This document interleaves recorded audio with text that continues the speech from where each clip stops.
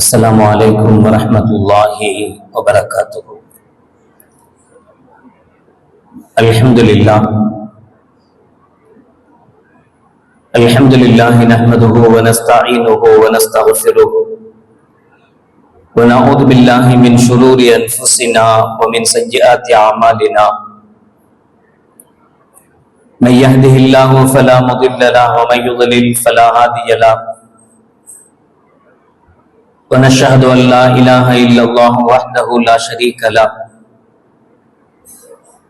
ونشهد أن سيدنا ومولانا محمدا عبده ورسوله. اللهم صل على سيدنا مولانا محمد طب القلوب ودوائها وعافية الأبدان وشفائها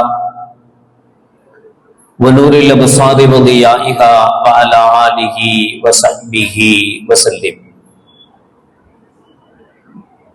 أما بعد فقد قال الله تعالى في القرآن العظيم الفرقان المجيد: أعوذ بالله من الشيطان الرجيم، بسم الله الرحمن الرحيم. وإن جنحوا للسلم فاجنح لها وتوكل على الله. قال النبي صلى الله عليه وسلم: لا تتمنوا لقاء العدو واسألوا الله العافية، أو كما قال عليه الصلاة والسلام. صدق الله العظيم وصدق رسوله النبي الكريم. سبحانك لا علم لنا إلا ما علمتنا إنك أنت العليم الحكيم. رب اشرح لي صدري ويسر لي أمري واحلل عقدة من لساني يفقهوا قولي. إن أريد إلا الإصلاح ما استطعت وما توفيقي إلا بالله. புகழனைத்தும் அல்லாஹ் ஒருவனுக்கே உரித்தாகட்டுமாக. ஸலாத் என்னும் கருணையும் சலாம் என்னும் ஈடேற்றமும் ஈருலக சர்தார் எம்பெருமானார் ரசூலே கரீம் ஸல்லல்லாஹு அலைஹி வஸல்லம் அவர்கள் மீதும், அவர்களுடைய அடிச்சுவடுகளை கடுகளவும் பிசகாது வாழ்ந்து வந்த உத்தம சத்திய சஹாபாக்கள், தாபிஈன்கள், தபா தாபிஈன்கள், நபிமார்கள், வலிமார்கள், ஷஹீதுகள் மற்றும் நம் அனைவர்கள் மீதும் ஏனைய இஸ்லாமியர்கள் மீதும் என்றென்றும் நிலவட்டுமாக. ஆமீன். பெரும்பிற்கும் பெரும் மதிப்பிற்கும் உரிய பெரியோர்களே, அல்லாஹ்வின் நல்லடியார்களே, September 21 international day of peace, உலக அமைதி தினமாக ஐநா கொண்டாடி வருகிறது. அமைதி, நிம்மதி எல்லோருடைய ஆசையும் எதிர்பார்ப்பும். எங்கே நிம்மதி குலைகிறதோ, எங்கே அமைதி குலைகிறதோ, அங்கே ஃபித்னாக்கள், ஃபசாதுகள், குழப்பங்கள் தோன்றுகிறது. எங்கே குழப்பங்களும் ஃபித்னாக்களும் அதிகரிக்குமோ அங்கே நிம்மதி குலைகிறது. இந்த உலகம் நிம்மதியாக வாழ்வதற்கும் மறு உலகை நிம்மதியாக மாற்றுவதற்காக அமல் செய்வதற்கும் உண்டான தலம். இந்த களத்தில் எல்லோருடைய எதிர்பார்ப்பும், அது ஒரு தனி மனிதனாக இருந்தாலும், ஒரு குடும்ப தலைவனாக இருந்தாலும், ஒரு ஊர் தலைவராக இருந்தாலும், ஒரு நாட்டின் அதிபராக இருந்தாலும், எல்லோருடைய எதிர்பார்ப்பும் தானும் தனக்கு கீழ் உள்ளவர்களும் நிம்மதியாக இருக்க வேண்டும், அமைதியாக வாழ வேண்டும் என்பதுதான்.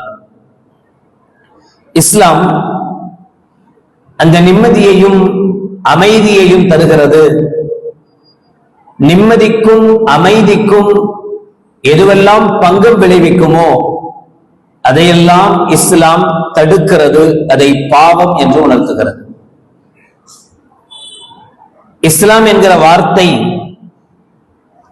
சில்ம் என்று சொல்லப்படுகிற அரபு பதத்திலிருந்து வருகிறது. சில்ம் என்கிற அரபு பதம் அமைதி, நிம்மதி என்கிற பொருளை தருகிறது.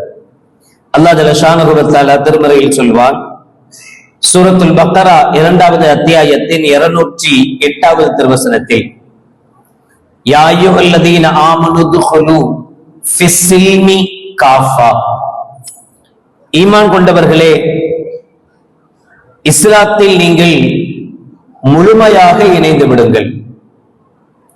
இஸ்லாத்தில் நீங்கள் முழுமையாக இணைந்து விடுங்கள் என்று சொல்ல வேண்டிய இடத்தில் அல்லாஹ் ஜல்ல ஷானஹு வ தஆலா ஃபில் இஸ்லாமி என்பதற்கு பகரமாக ஃபிஸ்ஸில்மி காஃபா என்று குர்ஆனில் அல்லாஹ் ஜல்ல ஷானஹு வ தஆலா சொல்வான். அந்த சில்ம் என்கிற பதம்தான் இஸ்லாம் என்கிற வார்த்தையை தழுவி நிற்கிறது. இஸ்லாம் அமைதியை விரும்புகிறது, நிம்மதியை விரும்புகிறது. இஸ்லாத்தில் நீங்கள் முழுமையாக இணைந்து விடுங்கள் என்கிற பொருள் தருகிற அதே சமயம் நிம்மதியில் நீங்கள் முழுமையாக இருங்கள் என்கிற பொருளையும் அந்த திருமறை குர்ஆனுடைய வசனம் தருகிறது. நீங்கள் நிம்மதியில், அமைதியில் முழுமையாக உங்களை ஈடுபடுத்துங்கள். நிம்மதியான, அமைதியான உலகை நீங்கள் கட்டமையுங்கள். அதற்குண்டான காரண காரியங்களை செய்யுங்கள். எதெல்லாம் உங்களுக்கு பிரச்சனையை உருவாக்குமோ, குழப்பத்தை உருவாக்குமோ, அதிலிருந்து நீங்கள் தவிர்த்து கொள்ளுங்கள். அல் ஃபித்னத்து அஷத்து மினல் கத்ல், குழப்பம் கொலையை விட கொடூரமானது என்று சொன்ன அல்லாஹ் ஜல்ல ஷானஹு வ தஆலா, வல்லாஹு லா யுஹிப்புல் ஃபஸாத், குழப்பத்தை அல்லாஹ் விரும்புவதில்லை என்று தெளிவுபடுத்துகிறார். எங்கெல்லாம் குழப்பம் ஏற்படுமோ அந்த குழப்பத்தை தவிர்ப்பதற்கு என்ன வழிமுறைகள் இருக்குமோ அந்த வழிமுறைகளை கையாண்டு குழப்பம் ஏற்படாமல், ஃபித்னா ஏற்படாமல் அதை தவிர்த்து நிம்மதியாக, அமைதியாக வாழ்வதற்குண்டான வழிமுறைகளை செய்து கொள்ள வேண்டும் என்பதை இஸ்லாம் ஒவ்வொரு சந்தர்ப்பத்திலேயும் நமக்கு உணர்த்தி கொண்டே வருகிறது. வார்த்தையிலிருந்து, இஸ்லாமுடைய பெயரிலிருந்து அமைதியை வலியுறுத்துகிற மார்க்கம். இஸ்லாமியர்களுடைய முகமனாக இஸ்லாமியர்கள் ஒருவருக்கொருவர் சந்தித்துக் கொள்கிற போது அவர்கள் சொல்லிக் கொள்கிற வாழ்த்தாக மார்க்கம் நமக்கு கற்றுத்தந்தது அஸ்ஸலாமு அலைக்கும் வ அலைக்கும் அஸ்ஸலாம், உங்கள் மீது நிம்மதி உண்டாகட்டுமாக என்கிற வார்த்தையும், திரும்ப உங்கள் மீதும் நிம்மதி, அமைதி உண்டாகட்டும் என்பதுதான் இஸ்லாமிய முகமனாக, வாழ்த்தாக, ஒருவரை சந்தித்துக் கொள்கிற போது சொல்கிற வார்த்தையாக மார்க்கம் கற்றுத்தந்தது நிம்மதி, அமைதி. அடிக்கடி அதை ஞாபகப்படுத்திக் கொண்டே இருக்கிறது இஸ்லாம்.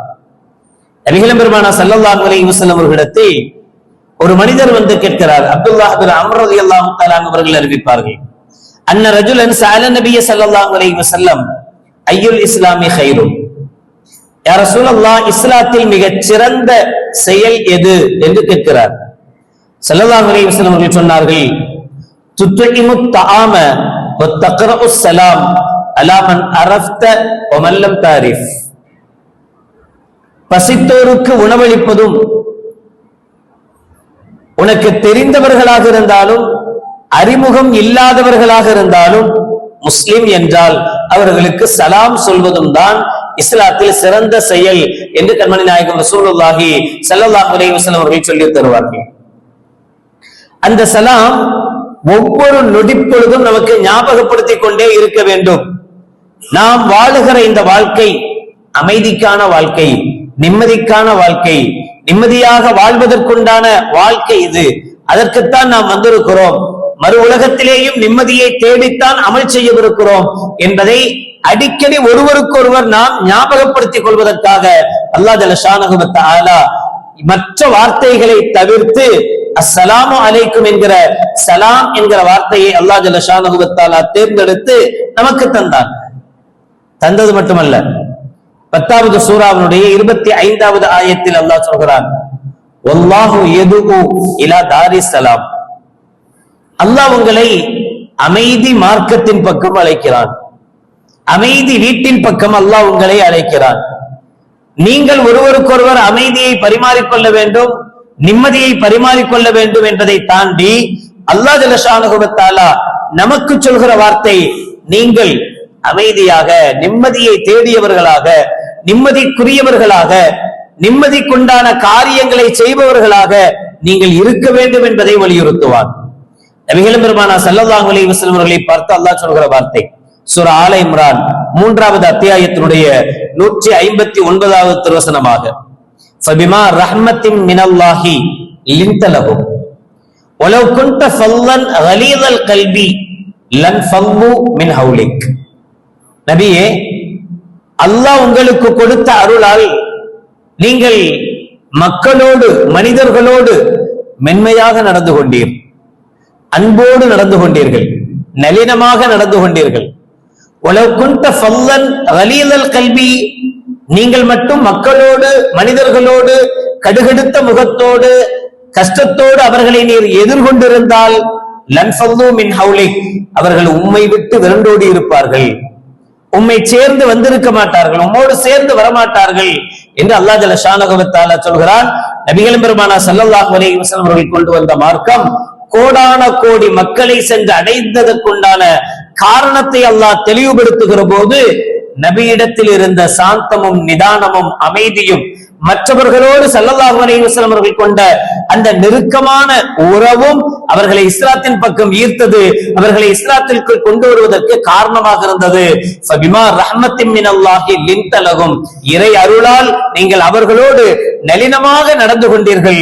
வலவ் குன்த ஃபல்லன் கலீதல் கல்பி லன் ஃபல்லு மின் ஹவுலிக், நீர் மட்டும் கடுகடுத்த முகத்தோடு நடந்து கொண்டால், நீர் மட்டும் கடுமையாக அவர்களிடத்தில் இருந்திருந்தால் அவர்கள் உம்மை விட்டு விரண்டோடி இருப்பார்கள் என்று அல்லாஹ் ஜல்ல ஷானஹு வ தஆலா சொல்லி, நபிகள் பெருமானா ஸல்லல்லாஹு அலைஹி வஸல்லம் அவர்கள் மற்றவர்களோடு மனிதர்களோடு அவர்கள் நடந்து கொண்ட முறையையும் அல்லாஹ் ஜல்ல ஷானஹு வ தஆலா சொல்கிறார். நளினமான போங்கு, அந்த நளினமான போங்குதான், அந்த நளினமான வார்த்தையும் சரி, பார்வையும் சரி, நடத்தைகளும் சரி, அனைத்திலும் நபிகள் நாயகம் ஸல்லல்லாஹு அலைஹி வஸல்லம் அவர்கள் எடுத்து வைத்திருந்த அந்த எளிமையும் நளினமும் தான் நபிகளாரை மற்றவர்கள் சேர்ந்திருப்பதற்கு காரணமாக. இன்னைக்கு அப்படித்தான், யார் நம்மள்ட்ட நல்லபடியா பேசுறாங்களோ, நல்ல வார்த்தையோடு பேசுகிறார்களோ, நல்ல விதத்தில் பழகுகிறார்களோ அவர்களோடு நம்முடைய பழக்கமும் நல்லாதான் இருக்கும். யார் நம்மிடத்தில் கடுகடுத்த முகத்தோடு நடந்து கொள்கிறார்களோ, யார் நம்மை வித்தியாசமாக பார்க்கிறார்களோ அவர்களோடு நாமும் ஒன்றி வாழ முடியாது, சேர்ந்து வாழ முடியாது, நிம்மதியா இருக்க முடியாது. அதனால்தான் மார்க்கம் நிம்மதியை குலைக்கிற ஒவ்வொன்றையும் வன்மையாக கண்டிக்கிறது.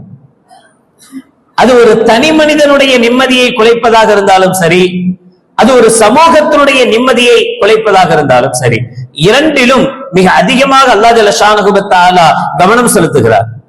ஒரு குடும்ப பிரச்சனை, ஒரு கணவனுக்கும் மத்தியில் மனைவிக்கு மத்தியில் ஏற்படுகிற ஒரு பிரச்சனை, அல்லாஹ் ஜல்ல ஷானஹு வ தஆலா அந்த பிரச்சனையை சொல்லி காட்டும் போது ஃபலா ஜுனாஹ அலைஹிமா ஐ யுஸ்லிஹா பைனஹுமா சுல்ஹா, ஒரு கணவன் மனைவி தனிப்பட்ட முறையில் அவர்கள் இருவர் சார்ந்த விஷயம், அதுக்கும் சமுதாயத்துக்கும் எந்த சம்பந்தமும் கிடையாது.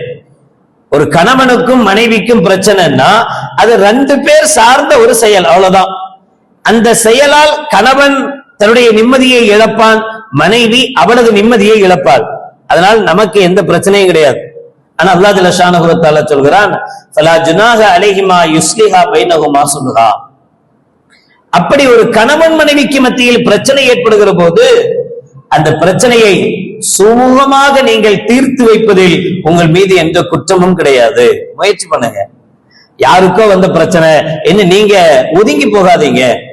ஏன்னா அந்த 2 பேருக்குண்டான மன நிம்மதி, அவர்களுக்குண்டான நிம்மதி குலைவு இரு குடும்பத்துக்குண்டான நிம்மதியை குலைக்கும். ஒரு கணவன் மனைவிக்கு மத்தியில உள்ள பிரச்சனை தான், அந்த பிரச்சனை அவர்களோடு நிக்க போறதில்லை. அவர்களுக்கு மட்டும்தான் அதனால நிம்மதி கெட்டு போகுமா? இல்ல. அதனால அது அவர்களுடைய பிள்ளைகளை பாதிக்கும், அது அவர்களுடைய குடும்பத்தை பெற்றவர்களை பாதிக்கும், அது அவர்களுடைய சகோதர சகோதரிகளை பாதிக்கும், அது அவர்களுடைய தெருவை பாதிக்கும். 2 பேருக்கு தான் சண்டை, வெளியிட்டு கத்துறாங்க, இவன் அவனை திட்ட, அவன் இவனை அசிங்கமா திட்ட, பக்கத்து வீடு தான் நம்ம வீடு, நம்ம வீட்டுக்கும் அதுக்கு எந்த சம்பந்தமும் இல்லை. ஆனா அவங்க சண்டை போட்டுக்கிறது நம்ம காதை பொத்த வேண்டியதா இருக்கு. நம்ம பிள்ளைங்கள்லாம் அந்த வார்த்தைகளை கேட்கிறாங்கன்னு நமக்கு அச்சமா இருக்கு. இப்படி அசிங்கமா திட்டிக்கிறாங்களே, இதை போய் நம்ம பிள்ளைங்க கேட்கிறாங்களே, பிள்ளைங்களுக்கு அந்த பழக்கம் வந்துடும், பயமா இருக்கு.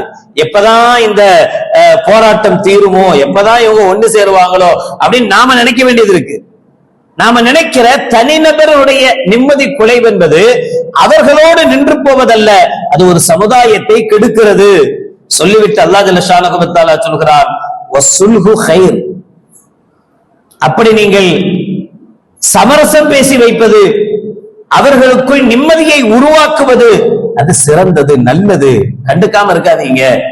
ரெண்டு பேருக்குண்டான ஒரு பிரச்சனையாக இருந்தாலும் அந்த பிரச்சனையை சுமூகமாக தீர்ப்பதற்கு என்ன வழி இருக்கிறது என்பதை தேடுங்கள். இன்னும் கொஞ்சம் தண்ணி அள்ளி ஊத்தி எண்ணெய் அள்ளி ஊத்தி இன்னும் நல்லா கொதிக்கிறதுக்கு காரணமா அமையக்கூடாது. சில பேருக்கு அது பழக்கம். எங்க என்ன பிரச்சனை வந்தாலும் சரி, நான் தீக்க வர்றேன்ற பேர்ல வந்து நல்ல கொழுந்து விட்டு எரிய விட்டு போயிடுறது. நபிகள் நாயகம் ஸல்லல்லாஹு அலைஹி வஸல்லம் அவர்கள் சொல்கிறார்கள், அப்துல்லா பின் அபி அவுஃபா ரலியல்லாஹு தஆலா அவர்கள் அறிவிக்கிற ஹதீஸில், வலா ததமன்னௌ லிகா அல் அதுபி வஸலுல்லாஹ அல் ஆஃபியா. எதிரியை சந்திக்கணும்னு எப்பவுமே ஆசைப்படாதீங்க. பிரச்சனை வரணும், சண்டை வரணும், எதிரியை சந்திக்கணும் என்றே நீங்கள் ஆசைப்படாதீர்கள். வலா ததமன்னௌ லிகா அல் அதுபி, எதிரியை சந்திக்கணும்னு ஆசைப்படாதீங்க. அல்லாஹ்விடத்தில் நிம்மதியை கேளுங்கள், உடல் ஆரோக்கியத்தை கேளுங்கள் என்று கண்மணி நாயகம் ரசூலுல்லாஹி ஸல்லல்லாஹு அலைஹி வஸல்லம் அவர்கள் சொல்வார்கள். அப்ப அது காரணமாக இருக்கக்கூடாது. சண்டை போடுறதும், எப்பவும் பிரச்சனை வர்றதும், பிரச்சனை வந்தாதான் நம்ம பஞ்சாயத்துக்கு போக முடியும்ன்றதுக்காக ஒரு கூட்டம் பஞ்சாயத்துக்கு என்றே இருப்பதும் இது நல்லதல்ல, இது முறையல்ல. எங்கு ஏற்பட்டாலும், எங்க விஷயங்கள் ஏற்பட்டாலும் அங்கே நல்லது நடப்பதற்கு என்ன வழிவகை இருக்கிறதோ அதை செய்யுங்கள் என்றார்கள். ஒருபடி மேலேறி ஸல்லல்லாஹு அலைஹி வஸல்லம் அவர்கள் சொன்ன வார்த்தை, அன்ன ரசூலுல்லாஹி ஸல்லல்லாஹு அலைஹி வஸல்லம் ரஹஸ ஃபில் கித்பி ஃபீ ஸலாஸத்தி. மூன்று விஷயங்களில் ஸல்லல்லாஹு அலைஹி வஸல்லம் அவர்கள் பொய் சொல்வதை கூட அனுமதித்தார்கள் என்கிற ஒரு ஹதீஸ். ஃபில் ஹர்பி வ ஃபீ கௌலி ரஜுலி லிம்ராஅத்திஹி வ ஃபீ சுல்ஹி பைனன் நாஸ். போர்க்களத்தில் நிற்கும் போது பொய் சொன்னால் நமக்கு சாதகமாக வெற்றியை தேடிக்கொள்ள முடியும் என்கிற நிலை வந்தால் போர்க்களத்தில் பொய் சொல்வதை மார்க்கம் அனுமதிக்கிறது. ஜெயிக்கணும், போர்க்களத்துல எதிரியை ஜெயிக்க விடக்கூடாது, நாம ஜெயிச்சே ஆகணும். அதனால் பொய் அனுமதிக்கப்பட்டது.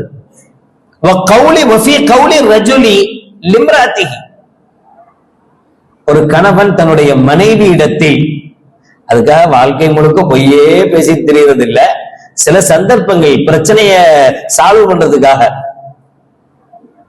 1500 ரூபாய்க்கு தான் புடவை எடுத்திருக்கிறாரு, 1500 ரூபாய் புடவைன்னு சொல்லி போய் கொடுத்தா செத்தான் இந்த ஆளு அதோட. அதனால வேற வழி இல்லாம பில் எல்லாம் கிழிச்சிட்டு கொண்டு போய், இந்தம்மா 5000 ரூபாய் புடவை உனக்காகவே வாங்கிட்டு வந்தேன், சந்தோஷம், அப்படி சொல்லிக்கலாம், தப்பில்லை. ஒரு கணவன் தன்னுடைய மனைவியிடத்தில் சுல்ஹுக்காக, அமைதிக்காக, பிரச்சனை வந்துடக்கூடாதுங்கிறதுக்காக என்ன சொல்லிக்கலாம், போய் சொல்லிக்கலாம்.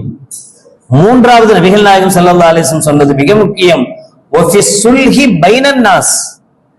மக்களுக்கு மத்தியில் சுமூகத்தை ஏற்படுத்துவதற்காக வேண்டி பொய் சொல்லித்தான் சுமூகத்தை ஏற்படுத்த முடியும் என்றிருந்தால் பொய் சொல்லலாம் என்கிறது மார்க்கம். ஆனா இன்னொன்றையும் ஸல்லல்லாஹு அலைஹி வஸல்லம் தெளிவா சொல்லுவாங்க, அஸ்ஸுல்ஹு பைனன் நாஸ், மக்களுக்கு ஜாயிஸுன் பைனல் முஸ்லிமீன், முஸ்லிம்களுக்கு மத்தியில் சுல்ஹு செய்வது, உடன்படிக்கை செய்வது, நல்ல விதத்தில் சேர்த்து வைப்பது சரிதான். ஆனால் ஹராமை ஹலாலாக்க கூடாது, ஹலாலை ஹராமாக்க கூடாது. அதை விட்டுட்டு இவருக்கும் அவருக்கும் சண்டை, அவர்கிட்ட போய் என்னங்க உங்களை பத்தி அவர் ரொம்ப நல்லா பேசுறாரு, நீங்க என்னமோ அவர் தப்பா புரிஞ்சு வச்சிருக்கிறீங்க, அவர் பேசி இருக்கவே மாட்டார், ஆனா சொல்றது சொன்னா இவருக்கு அவர் மேல ஒரு நல்ல மரியாதை ஏற்படும், ஏற்பட்டா இவங்களுக்குள்ள உள்ள பிரச்சனைகள் தீர்ந்துரும், இவங்க மறுபடியும் நல்ல ஒன்னா சேர்ந்து வாழ்ந்துருவாங்க என்ற நிலை இருந்தால், ரெண்டு பேரை சேர்த்து வைப்பதற்காக, அமைதியை ஏற்படுத்துவதற்காக பொய்யை கூட நபிகள் பெருமானார் ஸல்லல்லாஹு அலைஹி வஸல்லம் அவர்கள் அனுமதித்தார்கள் என்று ஒரு ஹதீஸ் சொல்கிறது. என்றால் அமைதி, நிம்மதி வாழ்க்கையில எவ்வளவு முக்கியம். அதனால வாழ்க்கையினுடைய ஒவ்வொரு செயல்களிலேயும் அமைதியையும் முக்கியத்துவையும் மார்க்கம் வலியுறுத்தி கொண்டே இருக்கிறது. உங்களுக்கு தெரியாததல்ல, அல்லாஹ் அக்பர் தக்பீர் கட்டி இமாம் சாப் தொழுவிச்சுட்டு இருக்கிறாங்க. 2வது ரக்காத்து, மொத்தமே 2 ரக்காத் தான் ஜும்மான்னு வச்சுக்கோமே, ஜும்மாவுடைய 2 ரக்காத்து ருக்குவுல இருந்து சமியல்லாஹு லிமன் ஹமிதான் இமாம் சொல்ல போறார். ருக்குவுக்குள்ள எப்படியாவது ஓடி வந்து அல்லாஹ் அக்பர் ருக்குல இமாமா புடிச்சிட்டா நமக்கு 2வது ரக்காத் கிடைச்சிரும், ஜும்மாவுடைய தொழுகை கிடைச்சிரும், சேர்த்து தொழுதெல்லாம். சமியல்லாஹு லிமன் ஹமிதா சொல்லிட்டாரு அப்படின்னா போயிடும். அப்ப அந்த தொழுகையை பிடிக்கிறதுக்காக ஒது செஞ்சுட்டு ஓடி எப்படியாவது வந்து இமாம பிடிச்சிடவான்னு கேட்டா மார்க்கம் வேணான்னு சொல்லுது. உனக்கு கிடைக்கலனாலும் பரவாயில்ல, சலாமே கொடுத்துட்டார் இமாம் சார், பரவாயில்ல, அஸ்ஸலாமு அலைக்கும் வரஹ்மத்துல்லாஹ் முடிஞ்சு போச்சு. இமாம் ஜமாத்தே உனக்கு கிடைக்காம போயிடும், நீ தனியா தான் தொழ வேண்டியது வரும், பரவாயில்ல, ஓடி வராது. நீ தபதபான்னு ஓடுனா 50 பேர் தொழுதுட்டு இருக்காங்கல்ல, 100 பேர் தொழுதுட்டு இருக்காங்கல்ல, அவங்களுக்கு என்னென்னலாம் மனசுல ஓடும். என்ன ஆச்சோ தெரியலையே, யாரோ ஒருத்தர் திடீர்னு தபதபான்னு ஓடுறாரு, எதுவும் எங்கேயோ தீகி பத்திக்கிச்சோ இல்ல ஏதாவது இடிஞ்சு விழுந்துச்சோ, எதுவுமே நடக்க போறது இல்ல, எதுவுமே நடக்காது. ஆனா அது ஒரு 50 பேருடைய நிம்மதியை கெடுக்கும்ங்கிறதுனால மார்க்கம் தொழுகைக்கு கூட அவசரப்பட்டு ஓடி வராத, நீ மெல்லமா வா, தொழுவு போயிடும், போனாலும் பரவாயில்ல, நீ தனியா தொழுதுக்க, ஆனா ஓடி வராத, பல பேருடைய நிம்மதியை கெடுக்காத. ஒரு திருடன் இருக்கான், அடுத்தவனுடைய பொருளை திருடிட்டான், திருடுறதுக்காக அவனுக்கு தண்டனை கொடுக்க சொல்கிறது மார்க்கம். அவனுடைய கைய, அது ஒரு அதிகப்படியான திருத்தாக இருந்தால் கையை வெட்டணும் என்று கூட சொல்கிறது. இந்த கையை வெட்டுறது இவனுக்கும் அவனுக்கும் உண்டான விஷயம். அவன் பொருளை திருடினா இவன் ஒரே ஒரு ஆள் தான் பாதிக்கப்பட்டிருக்கான், ஒரு ஆள் பாதிக்கப்பட்டதுக்காக இவன் கையையே எடுக்கணும். ஏன்? அடுத்த முறை இவன் திருடக்கூடாது, இவனை பார்த்து மற்றவன் திருந்தணும் என்கிற நினைப்பு. மொத்தம் கொலை செஞ்சுட்டான், அவனுக்கு பதிலாக இவனை கொலை செய்ய சொல்லுகிறது மார்க்கம். இதெல்லாம் கூட பரவாயில்ல, இதெல்லாம் கூட பரவாயில்ல. ஒருத்தன் தண்ணி அடிக்கிறான், மது குடிக்கிறான். ஒருத்தன் தண்ணி அடிச்சா மது குடிச்சா அதனால யாருக்கு எந்த பாதிப்பும் கிடையாது, அவனுக்கு பாதிப்பு. அவன் உடம்பு கெட்டு போயிடும், அவனுடைய உடல் சீரா இருக்காது, அவன் சீக்கிரமா அல்ப ஆயுசுல போயிடுவான். இதுதான் நிலைமை. அவனுக்கு தான் அது பிரச்சனை, அவனை கொண்டு மற்றவங்களுக்கு பிரச்சனை கிடையாது பெருசா. ஆனால் மார்க்கம் ஒருத்தன் மது அருந்தினால், தண்ணி அடிச்சா மது அருந்தினால் அவனை கசையடி கொடுக்கணும் என்று மார்க்கம் சட்டம் சொல்கிறது. என்ன காரணம்? ஏன் அவனுக்கு கசையடி கொடுக்க சொல்லுது? அவன் செஞ்சா செய்யாத, வட்டி வாங்குறான், வட்டி வாங்காதன்னு சொல்லலாம், செய்யாதன்னு சொல்லலாம், தண்ணி அடிச்சா தண்ணி அடிக்காதன்னு சொல்லலாம், சொல்லி திருத்த வேண்டியது தானே. அவனுக்கு ஏன் தண்டனை கொடுக்க வேண்டிய அவசியம் இருக்குதுன்னா, அவன் தண்ணி அடிச்சுட்டு அவனோட இருக்க மாட்டான், அவன் ரோட்ல போற வர்றவன் எல்லாம் கண்ணதெல்லாம் பேசுவான், நாம நல்லாதான் போய்கிட்டு இருப்போம், நம்மளை பார்த்து சம்பந்தமே இல்லாம திட்டுவான், நமக்கு கோவம் வரும், கோவம் வந்து அவனை அடிப்போம், அவனை லேசா தட்டினாலே கீழே விழுந்து செத்து போயிடுவான், அநியாயத்துக்கு ஒரு கொலைப்பழி நம்ம மேல வந்து விடும். எவ்வளோ விஷயங்கள் ஒருத்தன் கெட்டு போறதுனால அவனுக்கு பின்னாடி 1000 விஷயம் இருந்தால் இப்ப அது சமுதாயத்தை கெடுக்கிறது என்பதனால் மார்க்கம் என்ன செய்யுதுன்னா, அது ஒரு நபர் சார்ந்த விஷயமாக இருந்தாலும் தனிநபர் சார்ந்த விஷயமாக இருந்தாலும் அது தண்டனைக்குரியது, தண்டனைக்குரிய விஷயமாக மார்க்கம் அதை காட்டுது. ஏன்? சமுதாயத்தினுடைய நிம்மதி அதனால் குலைந்து போகக்கூடாது, சமுதாயத்தினுடைய அமைதி அதனால குலைந்து போகக்கூடாது. அப்ப எந்த அளவுக்கு ஒரு அடுத்த சந்தர்ப்பத்திலேயும் நமக்கும் கூட அமைதியான வாழ்க்கை வாழ்வதற்கு, நிம்மதியான வாழ்க்கை வாழ்வதற்கு என்னென்ன வழிகள் இருக்கிறதோ அந்த வழிகளை நாம் தேடணும், அந்த வழிகளில் நாம் முயற்சிக்கணுமே தவிர, எங்கு பிரச்சனைக்குரிய வழிகள் இருக்கிறதோ, எங்க போனா பிரச்சனை பண்ண முடியும் என்று இருக்கிறதோ, காலமெல்லாம் போராட்டத்திலேயே நம்முடைய காலங்கள் கழிந்து விடாமல் இருக்கணும். ஆச்சரியமான விஷயம் என்ன அப்படின்னா, இந்த உலகம் அப்படி இருக்கு. எவன்லாம் கெட்டவனோ அவன்லாம் தனக்கு நல்லவன் பேர் வச்சுக்கிறான். ஐநாதான் இந்த உலக அமைதி தினத்தை அனுசரிக்க சொல்கிறது. ஆனால் அதே ஐநாவினுடைய அமைதி கூட்டமைப்பு காசாவில் இருக்கக்கூடிய இடத்தில் உடனடியாக இஸ்ரேல் போர் நிறுத்தம் செய்யணும் என்ற அறிவிப்பை செய்கிற போது அமெரிக்கா தன்னுடைய வீட்டோ பவரால் அதை நிராகரிக்கிறது. ஊருக்கெல்லாம் உபதேசம், எல்லாரும் அமைதியா வேணும், அமைதி தினமும் அனுசரிக்கணும், உலகத்துல நாட்டுல அமைதி வேணும் அப்படின்னு ஊருக்கெல்லாம் உபதேசம் பண்றது. ஆனா யார் செய்யறது இல்ல. அத தான் அந்த அமைதிக்கு குந்தகமாக இருப்பது, பாதகமாக இருப்பது. உலக முழுக்க எப்படி வீட்டில் அமைதி வேணுமோ, நம்முடைய தனிநபர்களுக்குள் அமைதியும் நிம்மதியும் தேவையோ, அதுபோல ஒரு நாடும் அமைதியாக இருந்தால்தான் அது அந்த நாட்டுக்குண்டான வளர்ச்சி, அந்த நாட்டு மக்களுக்குண்டான வளர்ச்சி. நாடு எப்போது போர்க்களமாகவே காட்சியளிக்கிறதோ, எப்ப பார்த்தாலும் போர் நடந்து கொண்டே இருக்கிறதோ, அந்த மக்கள் நிச்சயமாக நிம்மதியை தொலைக்கிறார்கள், கஷ்டத்தோடு வாழ்கிறார்கள். அங்கே எந்த நல்ல காரியத்தையும் செய்வதற்கு மக்களுக்கு மனம் வருவதில்லை, சிரமத்திலேயே கஷ்டத்திலேயே வாழுகிறார்கள். அந்த நாடு எந்த விதத்திலேயும் முன்னேற்ற பாதையில் காலடி எடுத்து வைக்க முடிவதே இல்லை. எங்கே நிம்மதி கிடைக்கிறதோ அங்கே சந்தோஷமான வாழ்க்கை அமைகிறது, அங்கே நிம்மதியாக வீடு கட்ட முடிகிறது, கார் வாங்க முடிகிறது, பிரியாணி சாப்பிட முடிகிறது. இதுவெல்லாம் எங்கே போர் இல்லாத நிலை இருக்கிறதோ, கஷ்டமில்லாத நிலை இருக்கிறதோ, அமைதி இருக்கிறதோ அங்கு முடிகிறது. எங்கு அமைதி குலைகிறதோ அங்கு சிரமங்கள் வருகிறது. எனவே மார்க்கம் அமைதியை தனிமனித ஒழுக்கமாகவும் நடைமுறை வாழ்க்கையில் உலகங்கள் அனுசரிக்க வேண்டிய நடைமுறையாகவும் அமைதியை சொல்கிறது.